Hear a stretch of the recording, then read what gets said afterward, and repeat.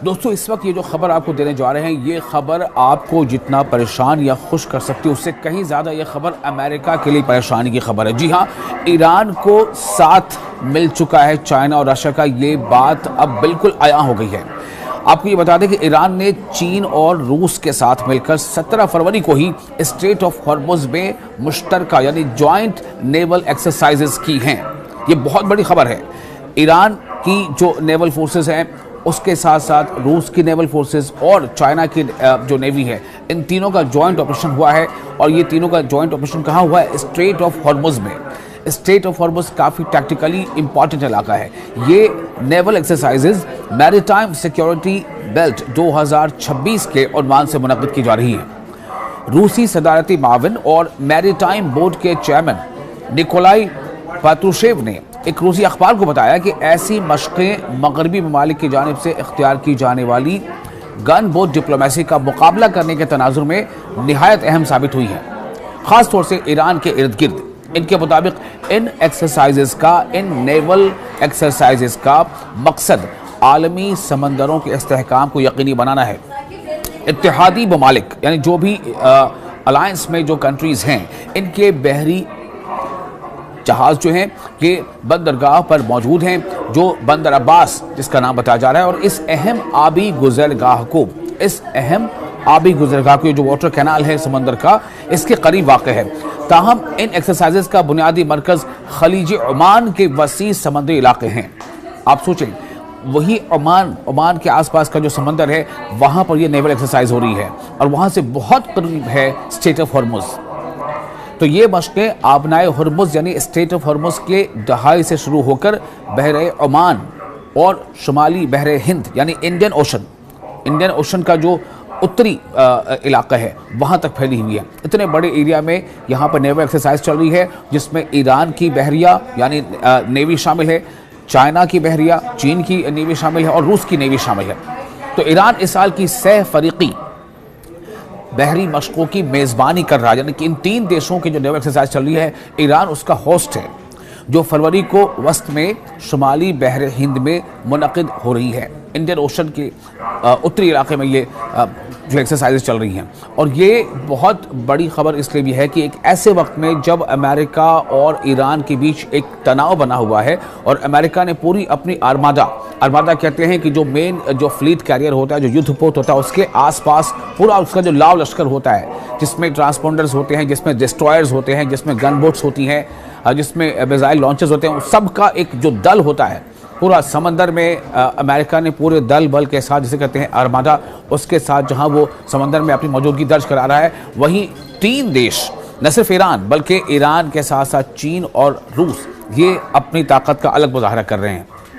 तो रूस बहरी जो रशियन बाल्टिक बेड़े का कॉर्वेट जहाज़ फ्लीट मुश्तरका बशको, जिसका नाम है स्टॉइकी, इसे डिस्ट्रॉयर के नाम से भी जाना जाता है।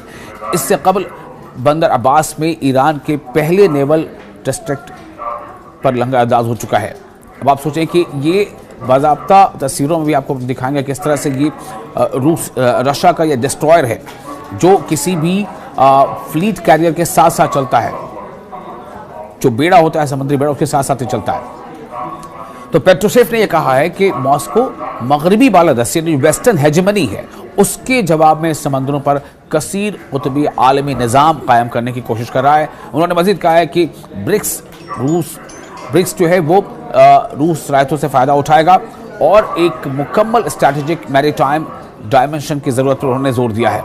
यानी कि अब इसमें देखिए ब्रिक्स का भी नाम आ गया है। आपको ने पहले बताया था कि किस तरह से ये तमाम देश, और इसीलिए एक दिन पहले जो आपसे मैंने कहा था कि जब खामनेई ने खुद इस बात को डायरेक्टली अमेरिका को इंतबाह देते हुए कहा था कि अमेरिका अपने जिन समुद्री बेड़ों के बल पर धमकियां दे रहा है, उसे मालूम होना चाहिए कि हमारे पास उससे ख़तरनाक ऐसे हथियार हैं जिनसे हम अमेरिका के समुद्री बेड़े को डुबो सकते हैं। हमारे पास ऐसे हथियार हैं जो हम उनके तमाम बेड़ों को समंदर में गर्काब कर सकते हैं, उसे डुबो सकते हैं। और अब देखिए कि ये तीन देशों के एक साथ जो नेवल एक्सरसाइज चल रही है, जिसमें ईरान शामिल है, चीन शामिल है, रूस शामिल है, क्या ये अमेरिका के लिए एक बहुत बड़ा धचका नहीं है? ईरान के जो नायब सदर हैं यानी वाइस प्रेसिडेंट मोहम्मद रज़ा आरिफ, उन्होंने इन इंतबाहात पर रद्दअमल देते हुए कहा है कि मुल्क हालत जंगी तैयारी में है और ईरान अपने दिफा के लिए, अपने डिफेंस के लिए पूरी ताकत इस्तेमाल करेगा। इस्लामिक जमहूरिया के अली खामनेई जो सुप्रीम लीडर हैं, बार बार कह चुका हम, सुप्रीम लीडर अली खामनेई ने हाल ही में खबरदार किया है कि अगर ईरान के खिलाफ कोई फौजी कार्रवाई की गई तो तेहरान अमरीकी तैयारा बरदार बहरी जहाज़ों को समंदर की तह में डुबो देगा। उन्होंने मजीद कहा कि दुनिया की सबसे ताकतवर फौज को भी कभी ऐसा धचका लग सकता है कि वो अपनी जगह से उठ ना सके। तो अली खामनेई ने बताया कि पहली ब्रिक्स विल फॉर पीस 2026, आप सोचें इसका जो उन्वान था, पहली मश्क जो जनवरी में जनूबी बहरे ओकियानूस में मुनक़िद होती थी, जिसमें रूस, चीन, ईरान, मुत्तहिदा अरब अमारात और जनूबी अफ्रीका ने शिरकत की थी। मैरीटाइम सिक्योरिटी बेल्ट की जो मश्कें हैं 2019 से हर साल ईरानी बहरिया की पहल पर मुनक़िद की जा रही हैं। ये हर साल ये एक्सरसाइज होती है और इस बार जो एक्सरसाइज हो रही है इसका ख़ास तौर से इसकी काफ़ी अहमियत बढ़ जाती है ऐसे वक्त में जब समंदर में ईरान को घेरने की कोशिश अमेरिका कर रहा है। और अब ये अपनी 8वीं सालाना मश्क है। ये जो जॉइंट ऑपरेशन है, हम कह रहे हैं कि नेवल एक्सरसाइज है, जिसमें ईरान शामिल है, चीन शामिल है, रूस शामिल है। ये 8वीं बार हो रहा है, चूँकि ये हर साल होता है और ये 8वीं सालाना मश्क है। इनमें ईरानी बहरिया पासदारान इनकलाब यानी IRGC का जो नेवल विंग है उसकी नेवल फोर्स और चीन और रूस की बहरी अफवाज के यूनिट्स हिस्सा ले रहे हैं।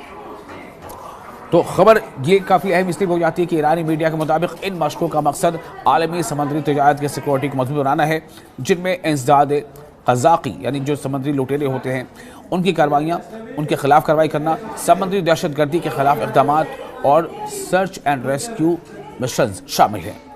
ये मशक़ें ऐसे वक्त में हो रही हैं जब तेहरान और वाशिंगटन के दरमियान कशीदगी बरकरार है।